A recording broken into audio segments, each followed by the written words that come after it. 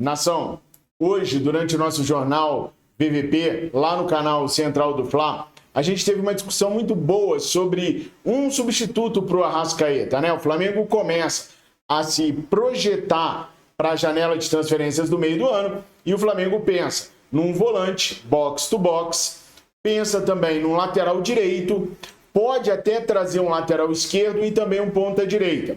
A priori, para reforçar o elenco rubro-negro, seriam 3 jogadores. Mas nesta ordem de prioridade, o Flamengo não tem o pensamento de trazer o reserva para o Arrascaeta. E foi aí que a discussão ficou interessante hoje no nosso jornal VVP. Porque eu sugeri que o substituto do Arrasca poderia ser o próprio Nicolás de la Cruz. Adianta o Nicolás de la Cruz com a contratação de um volante box-to-box. Você coloca ele de segundo volante e mantém o resto da equipe, o Colorão com o Gerson, com o Pedro e com o Cebolinha. Daí o Matheus acha que são características muito diferentes, a do Arrasca com a do Nicolás de la Cruz, e que para encaixar nesse esquema do Tite, o Flamengo deveria se preocupar sim em ter um substituto para o Arrascaeta. E aí ele sugeriu a entrada do Lohan e não adiantar o Nico para a vaga do Arrascaeta. Então nós teríamos o primeiro volante, Alan ou Eric Pulgar, teríamos o Nico como segundo homem de meio de campo e o Lohan atuando ali mais pela frente, sem a necessidade do Flamengo ter que ir ao mercado para buscar um substituto para o Arrascaeta. E aí eu pergunto para vocês, como seria a sua escalação para substituir o Arrascaeta? E mais, para substituir também o Nico, porque vão haver partidas que eles não vão poder estar presentes. Vocês concordam com essa teoria do Matheus de colocar o Lohan na vaga do Arrascaeta quando assim for necessário, mantendo o Nicolás de segundo homem de meio de campo? Mas tem um detalhe, gente. Vem a Copa América aí. E durante a Copa América, nós não teremos nem o Nico, nem o Arrasca, nem o Vinha, nem o Varela. Teremos que jogar aí cerca de 9 jogos com o Wesley na lateral direita, com o Luiz Araújo na ponta direita, porque o Gerson vai ter que ser recuado ou para a vaga do Arrascaeta ou para a vaga do Nico, com o Lohan no meio de campo. E nessa brincadeira toda, o Tite perde a oportunidade de aproveitar o Matheus Gonçalves. A falta de intensidade nos treinos do Matheus Gonçalves, segundo a gente apurou, é o que faz com que o Tite não use o jogador e até fique cortando ele dos jogos do Flamengo. Ontem, mais uma vez, ele não esteve entre os relacionados. Já o Vitor Hugo, que não é tão habilidoso assim, vai ganhando mais espaço com o técnico Tite, justamente por ter intensidade, por correr, se dedicar, fazer taticamente aquilo que o treinador rubro-negro precisa.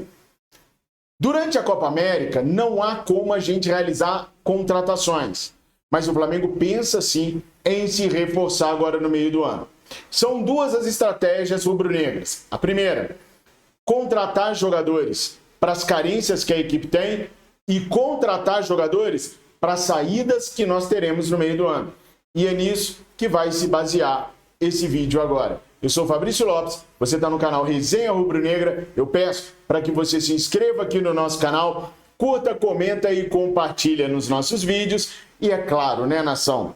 Bora falar sobre o Mengão queridão. Mas olha, deixa eu aproveitar a oportunidade que está todo mundo prestando atenção aqui para eu dar aquela moral de uma parceria que a gente tem que pode ajudar vocês demais. Eu estou falando da Mais Ágil, gente. A Mais Ágil é uma empresa especializada na antecipação do seu FGTS. Se você está aí apertado com alguma dívida, está querendo fazer aquela viagem, trocar de carro, sei lá qual que é o seu objetivo financeiro. Saiba você que você tem como usar o seu FGTS que está lá paradão. Basta vocês acionarem a Mais Ágil pelo link que está aqui na descrição desse vídeo e também no comentário fixado, que em até 6, 7 horas no máximo, o dinheiro vai estar na sua conta. Vai dar mole? É claro que não, né? Então clica no link que está na descrição desse vídeo e fale hoje mesmo com um dos atendentes da Mais Ágil. Há mais de 2 anos patrocinando os nossos canais. Eu recomendo porque na Mais Ágil eu confio. Agora bora falar de Mengão queridão, tá? São 2 as estratégias. Contratar jogador para as carências que o time já apresenta e para aqueles jogadores que vão deixar a equipe rubro-negra. Vamos começar então por aqueles que podem deixar o Flamengo. Esqueçam Copa América. Ninguém sai, ninguém entra no período da Copa América porque a janela de transferências estará com sua data fechada. Entrar pode até entrar, mas o registro será apenas no finalzinho da Copa América. Praticamente quando estiver rolando a final da Copa América, a janela de transferências abre. Então o registro só poderá acontecer nessa época e o jogador só poderia atuar a partir do registro. Então vamos lá, nação. Jogadores que o Flamengo quer se desfazer agora no meio do ano.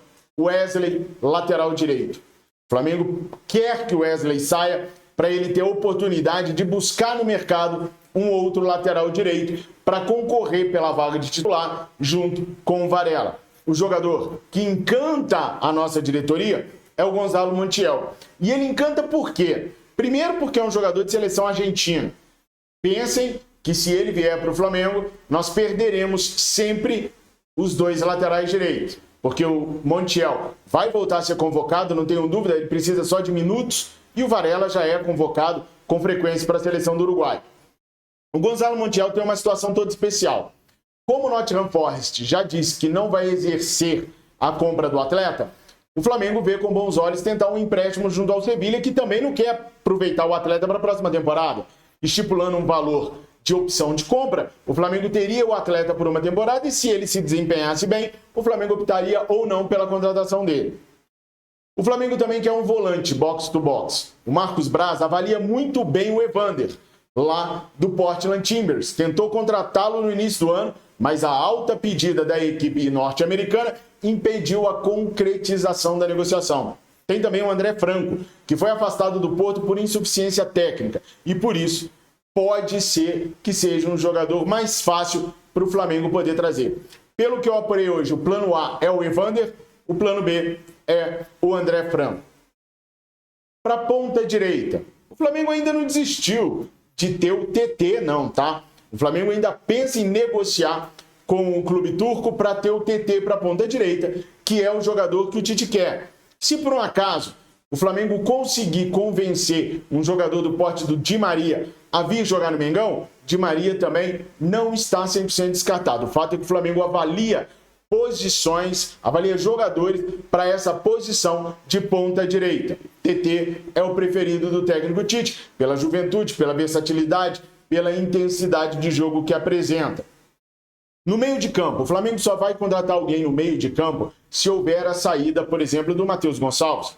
O Matheus Gonçalves quer sair do Flamengo para ganhar minutagens, para poder jogar, porque no Flamengo do técnico Tite ele já viu que ele vai ter poucas oportunidades. Aí é uma posição de meia armador, o tal que pode ser o substituto do Arrascaeta. A torcida rubro-negra sempre pediu muito o Thiago Alcântara. E o Thiago Alcântara agora não vai mais renovar o seu contrato com o Liverpool. Isso já ficou certinho lá. Ele está livre agora. Seria uma boa para o Flamengo? Pode ser. Vou falar para vocês um detalhe.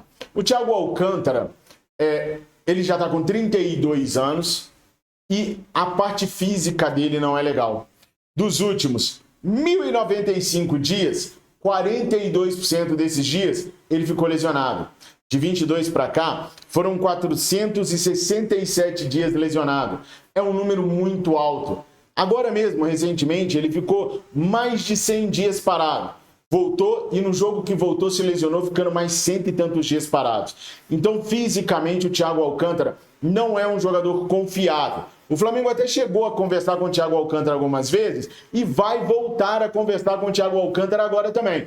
Mas a questão das lesões dele afastam a possibilidade de um acerto, mesmo o Flamengo vendo com bons olhos a vinda do Thiago Alcântara. É verdade que o Flamengo vai ter que competir também com equipes como Real Betis, que tem interesse no jogador e já entrou em contato com o atleta para poder tê-lo e ele continuar ali mesmo na Europa. Com cidadania espanhola, ficar num Betis da vida para ele seria excelente. É um time de menos exigência, ele continuaria na Europa, né? E não teria a cobrança que ele vai ter se ele vier para o Flamengo. Porque no Flamengo a gente sabe que a cobrança é extrema. Isso pode afastar também o jogador daqui do Flamengo, mesmo ele sendo declaradamente um jogador rubro-negro.